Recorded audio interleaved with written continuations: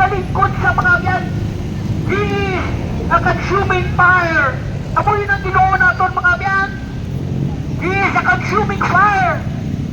Kita mo mga yan sa burning bush, nagpakita sa kay Moses. Nalayo sa mga yan, wala nagapalo. Kapanan siya. Ang tanan ng mga butang mahimo niya. Ang bulag, makakita. Ang lupog, makalakat. Amoy na mga biyan ng Diyos na ginawali namon sa inyo. Kapanan siya ng Diyos. Ang tanan ng mga butang mga biyan, ibaluan niya sa takok at sayat. Amoy na mga biyan na dapat natin itungtupon mga biyan.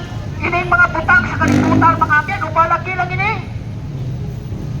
Pinasaysay sa kasulatan mga biyan. Na itigit ka mo magdakop sa mga Diyos-Diyos.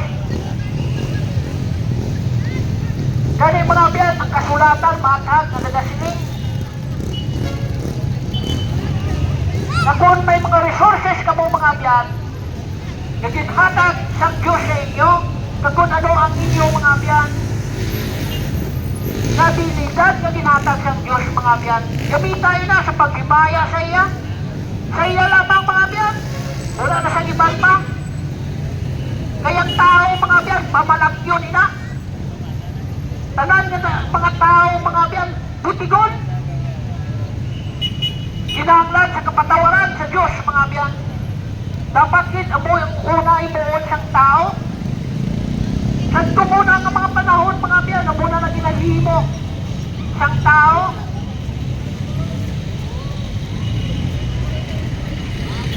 Pinasugiran sila sa Diyos mga biyan. Nung mag-idulsol na sila sa ilang mga sala. Sang nagabot naman ang forerunner ni Jesus Christ nga mo si John the Baptist. Na dito sa Kamingawan, nagasinggit sa mga biyan na repent for the kingdom of God is at hand. Repent for the kingdom of God is at hand. Madali na lang mga biyan ang mga panahon. Nagpakita ng mga biyan na nagkakalabo ang mga biyan. Madali na lang maabot ang Diyos. Tungod nga sa aton function mga biyan, nagalaptang ang kaputigan, nagkakadalok mga biyan. Siling niya mga biyan sa iya kasulatan sa Colosas 3:5.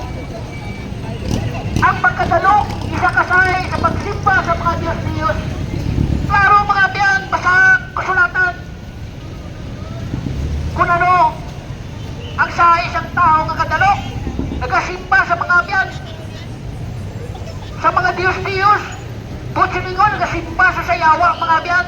Amoy ng puso subong ng mga panahon. Ang ilang mga kalag, kinakambyo nila sa yawa. Yatagay lang kami sa kabutigan. Agon magdamong amon kwarta. Isa na binutik ka.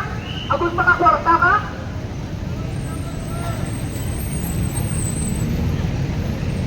Pwede ka man makapangita kwarta kang makaangkot. Pagi sa